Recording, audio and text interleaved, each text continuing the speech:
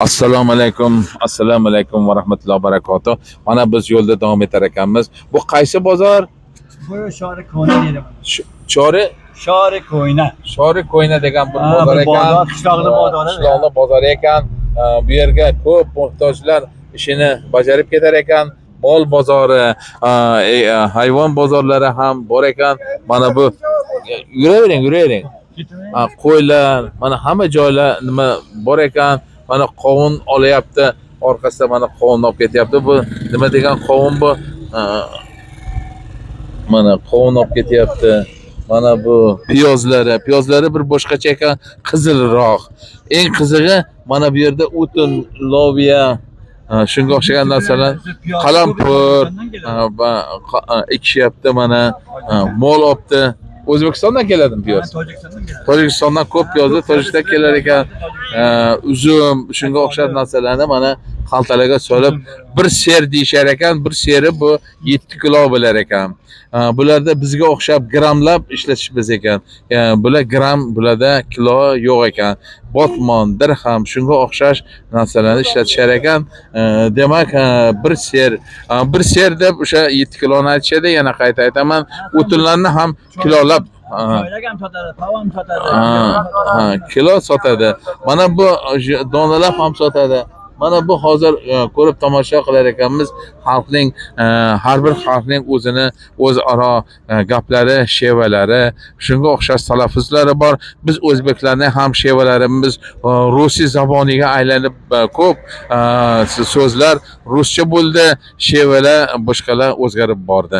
Bularning ham shevalari, afg'on shevalari ham ko'proq forsiyga qarab ketdi.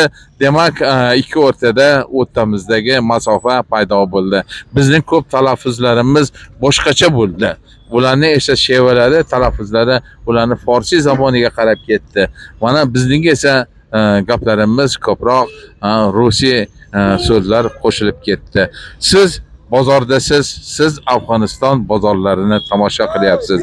Bu yerda o'tinlarni ham kilolab sotishar ekan, donalab emas, o'tinlarni kilolab sotishar ekan. Qassobxonalar, novvoyxonalar, bularni mototsikllari mana ajoyib. Kirakashlari ko'proq mototsikldan bo'lar ekan. Mana bu qozon, o'choq, shunga o'xshagan narsalar. Yo'limiz davom etadi. Biz Balx sari ketmoqdamiz.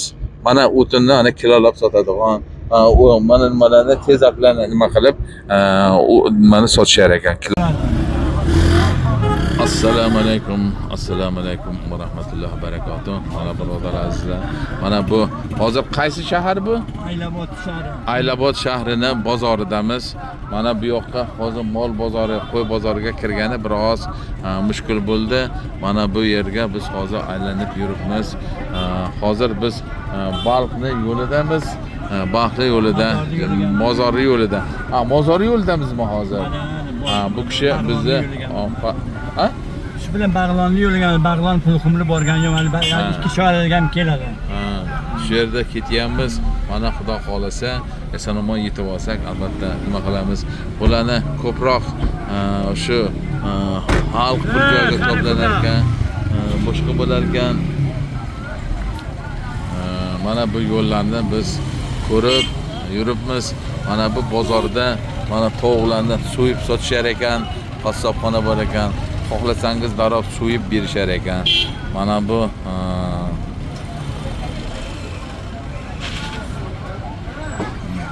hamma narsa bor ekan. Oziq-ovqat ham, kiyib bosh, hamma narsa bor.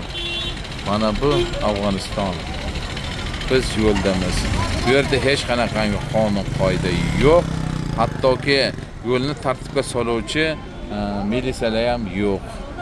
GAI xodimlari ham yo'q. Xohlagan tezlik cheklovi ham yo'q.